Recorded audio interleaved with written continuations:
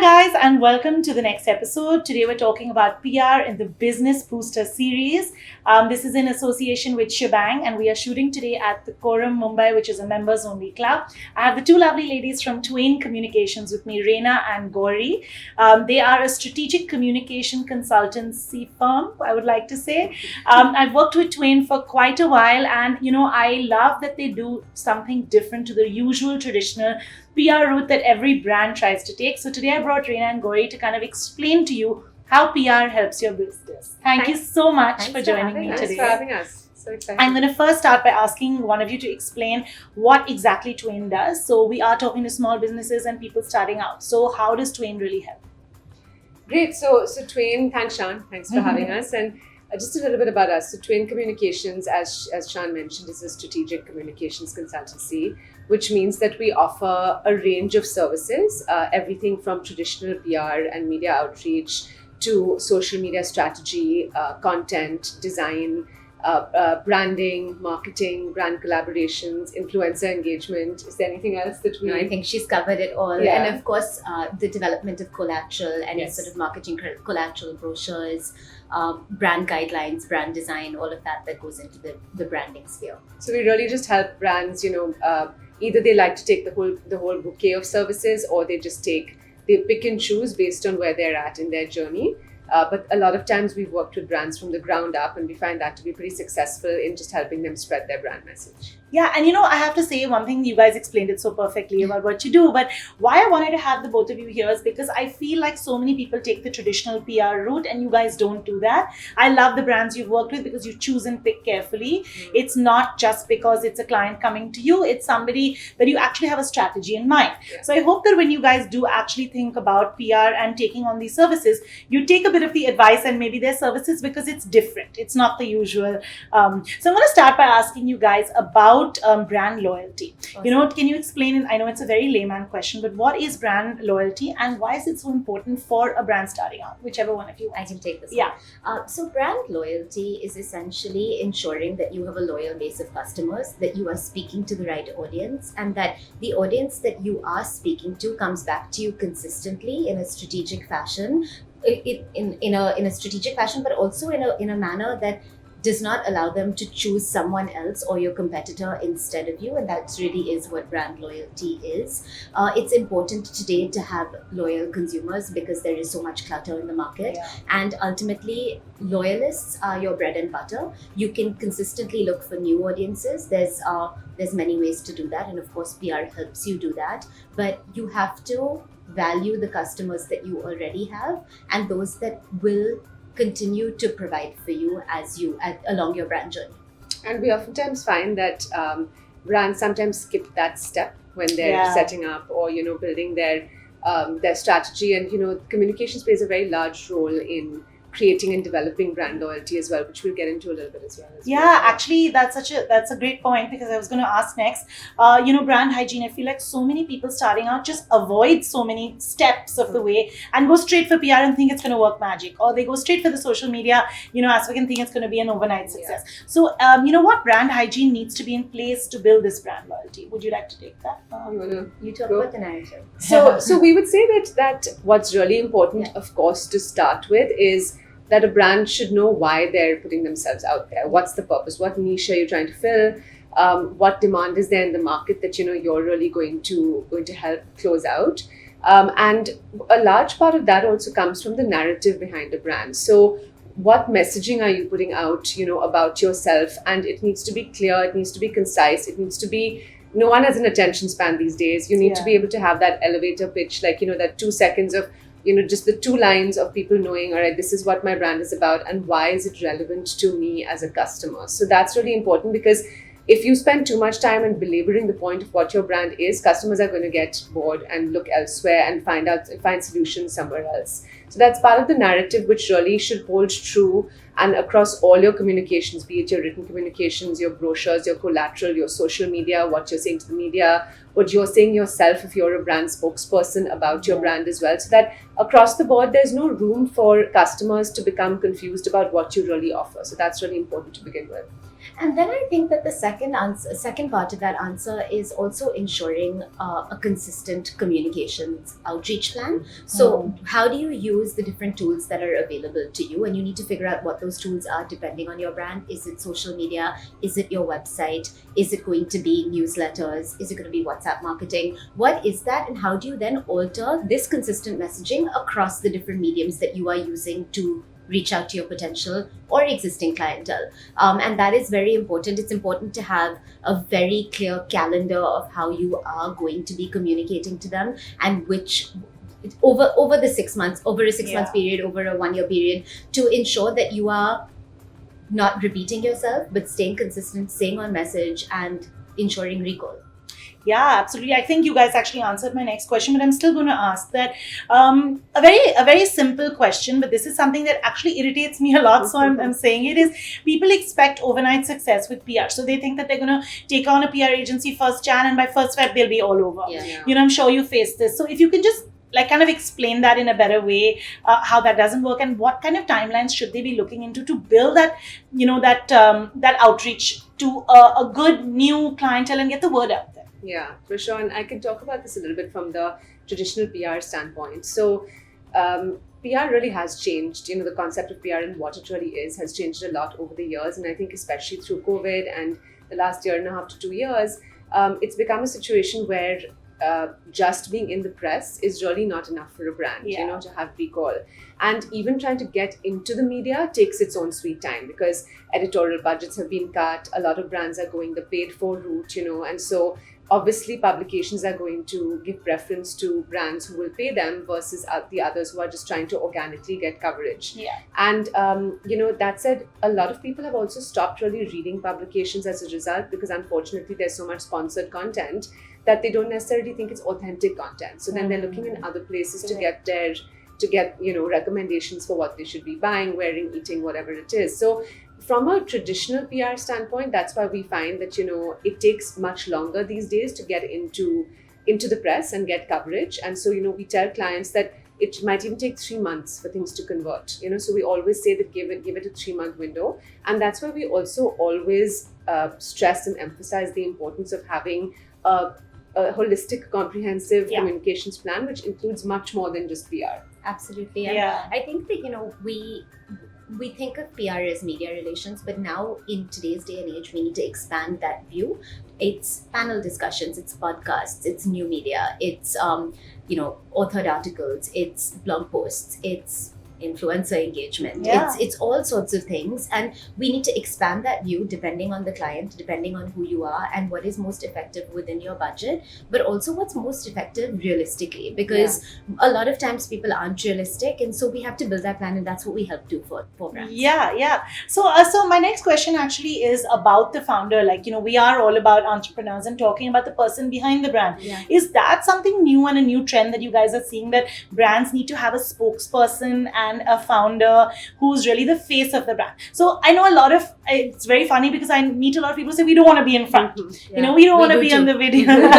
We don't want to be in the videos, and you guys know me, but I'm the exact opposite. I'm like, hey, okay, I'll do the video, right? So is that something that you guys have experienced? And if so, is it essential to have a brand spokesperson, is my question. I think there's 2 ways to answer, and I know both of us will have views on it. What I do think is really important is, if you as a brand owner have a good connection to your brand and have an expertise, it's very important to remain front and center, because brands are about people. They are not just about product. And you bring that narrative that Gauri was talking about previously through a spokesperson. It adds credibility.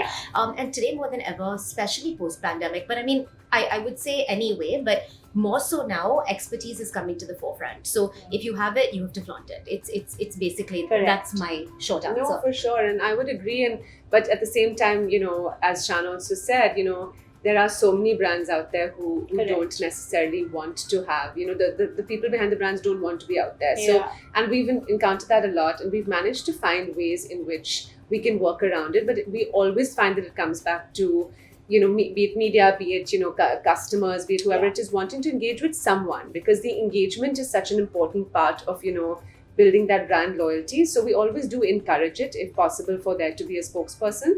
If there's not, we just try and see how we can build narratives, where the brand itself speaks, but we would always recommend it. Yeah, I love the last line. We would always recommend it.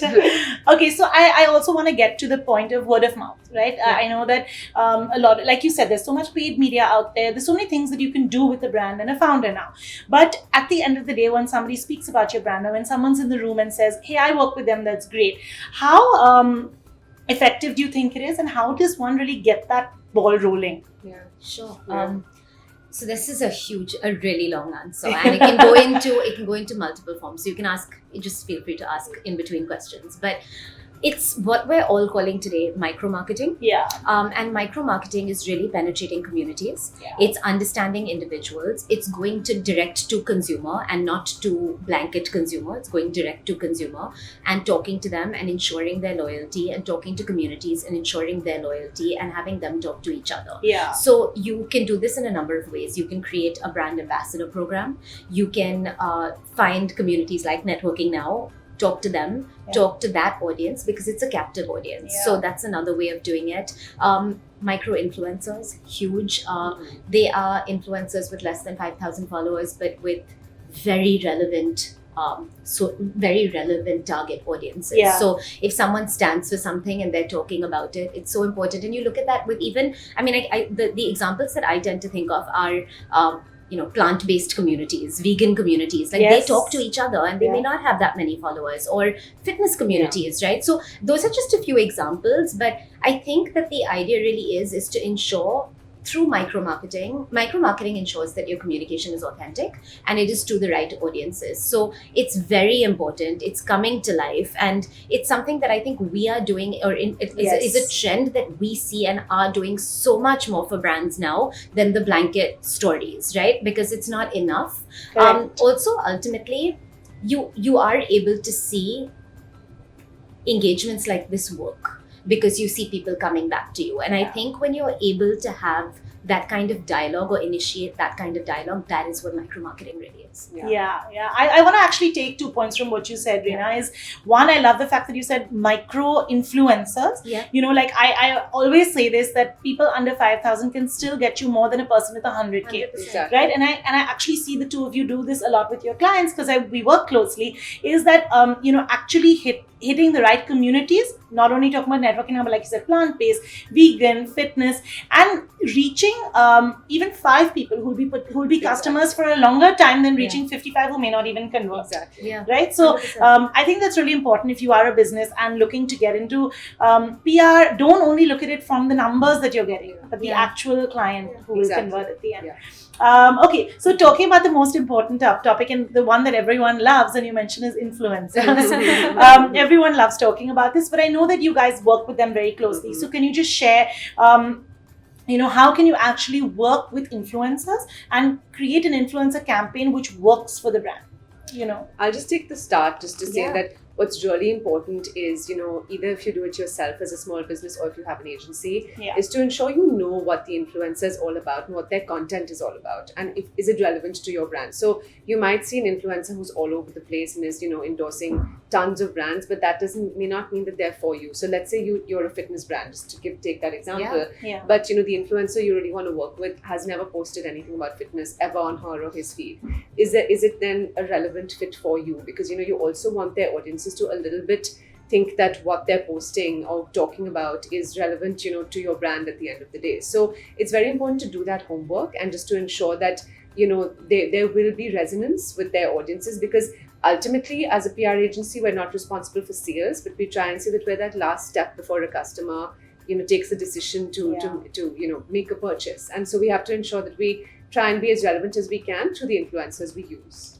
And I think, that's everything that I would have said, but there's just one more point. It's also that today, the list of influencers is mammoth. Think about your micro-influencers. It's something that we would really advise you to do. And also think about the budgets you have at hand, because often you will engage with an influencer and don't have a budget for the post or for what they're recommending, and so you do something less. You may do a story even though that's not what's recommended, Yeah. and it might not have the best result. So you have to look at it. You have to make comparative costs. Yeah. You have to check engagement levels. You have to see the kinds of brands that they've worked with before, and then you have to see if they're the right fit for you.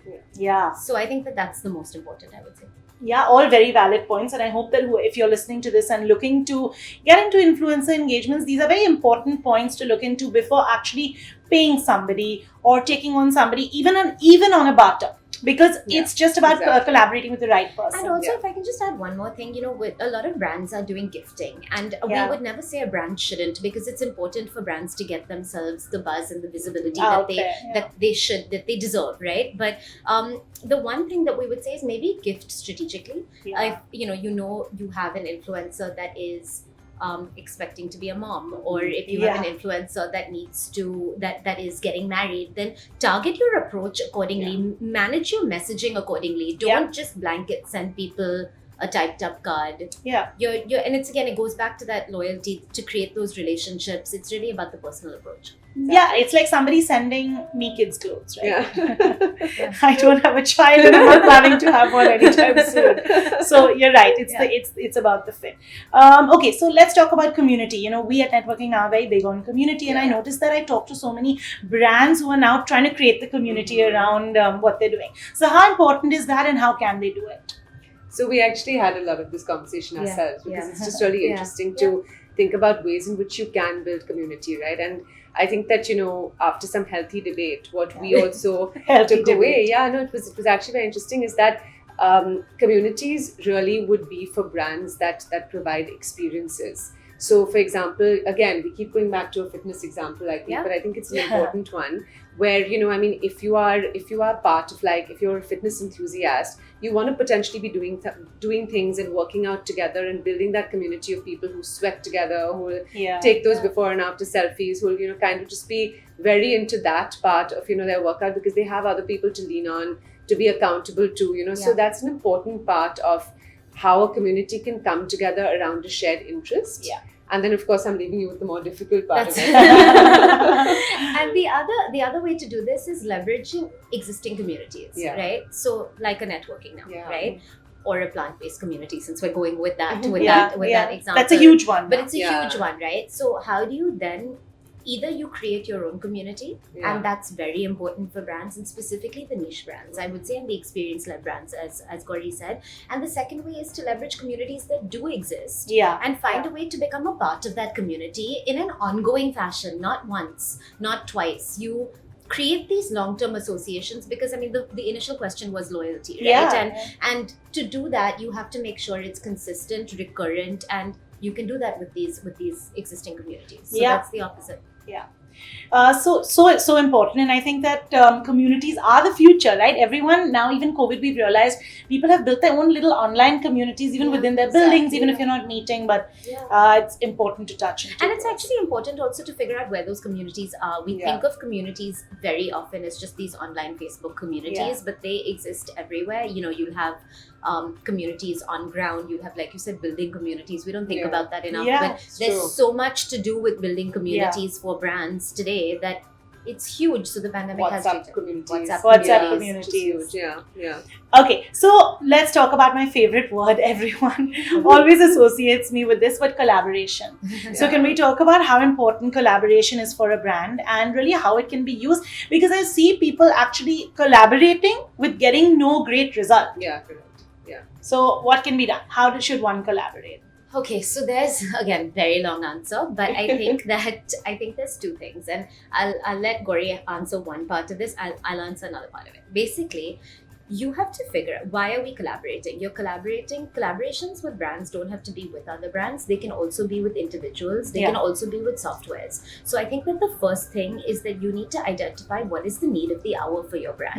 Is it to tap a new database? Is it to reach new audiences? Is it to build your brand value? Is it to engage in sales, right? What is that? What is the need? And then accordingly, strategically come together for your brand collaboration. Because very often you'll say, oh, we're like-minded brands, let's collaborate with no real purpose. Is it content creation? Is that? So really, collaboration comes with purpose, and that's what will make the most effective type of collaboration.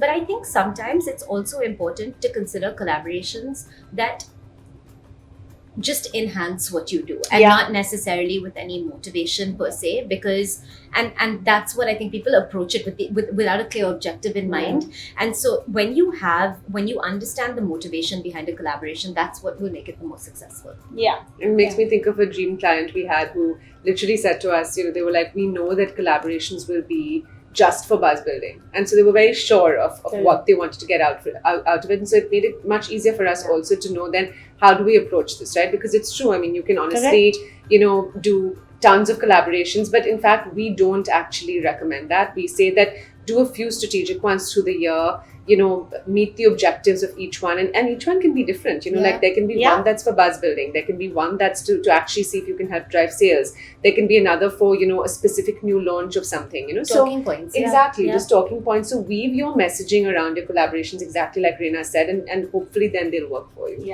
And also just the idea is if your collaboration is to increase the size of your community, then be strategic about that. Exactly. Yeah, absolutely.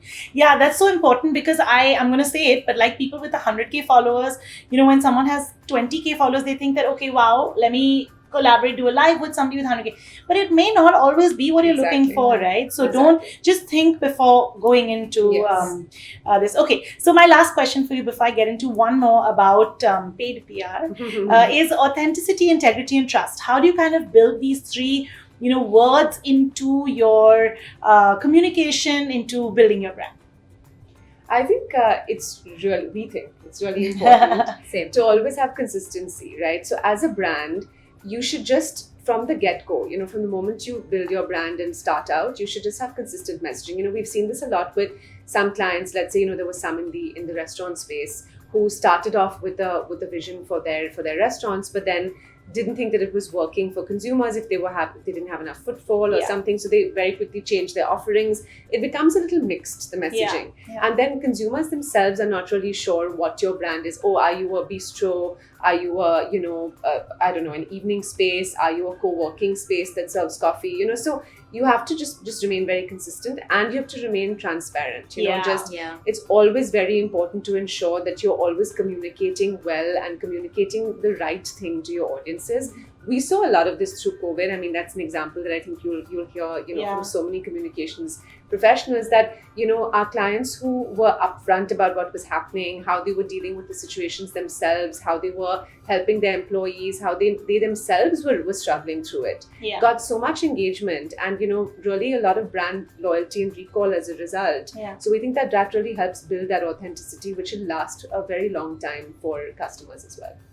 And I think the one additional thing just to add on to what Gauri said is ensure that a lot of your communication as much of your communication that can be personal, make it personalized. It's really important. It's important to take, you have the calendar, it's hygiene, but make sure that where you can, especially in a world that's so digital, there's so much automation, there's so much of that, make sure that you're also communicating authentically on a personal level outside of the group level.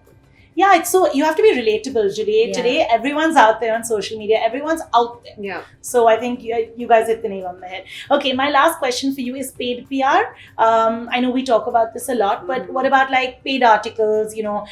Is there something you guys, I'm sure your clients ask you a lot, because they just assume PR is free. Everyone just assumes PR is free, but times have changed and there is a cost to when you want to get out there. So I know, I don't want you to, of course, mention publications or prices, but like, what's your take on this? This is a Gauri question. So it is sad to see, because one has been in the space for so many years, but I think that media has changed, like we already said. And, unfortunately, when Reyna and I started, we always used to tell clients, definitely don't pay for PR, because at the end of the day, otherwise you could just go to an ad agency and, put out an ad, right?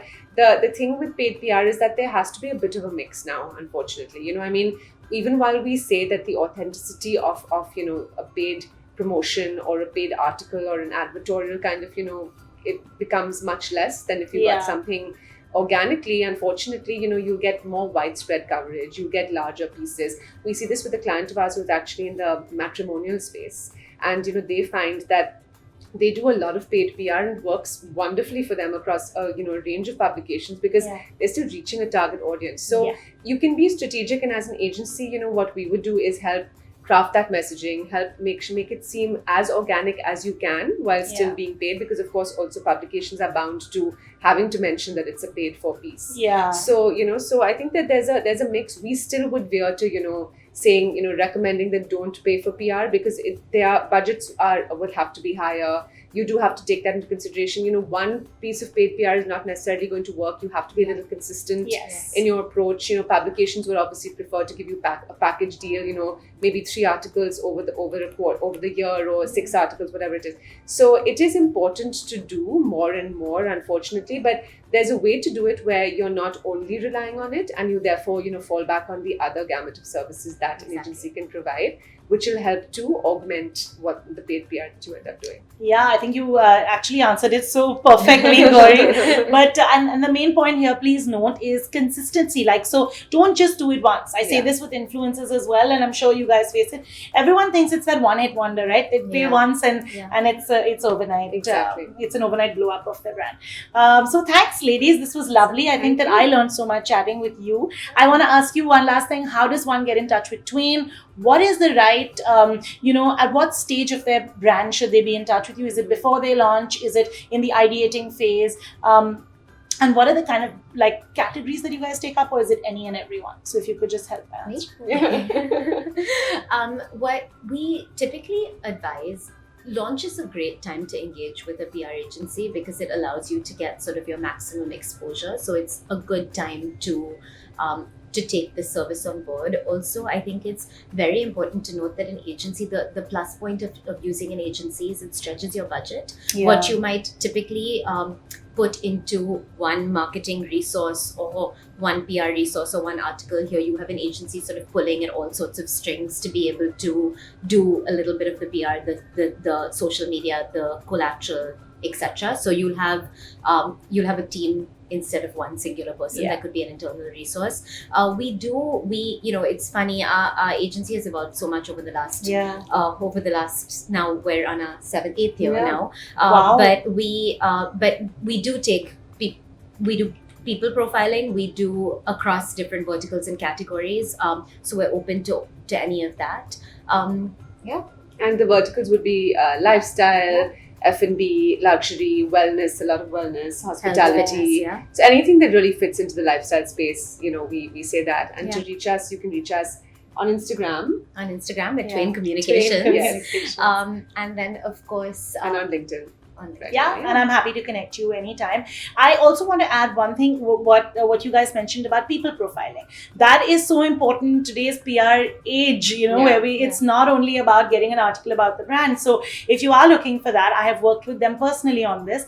Definitely get in touch. And thank you, ladies, again for joining me. Thanks so I much. hope you enjoyed this episode of the Business Booster series. We're at Quorum at Lower Parel, and this is in association with Shebang. Thank you. Thank you.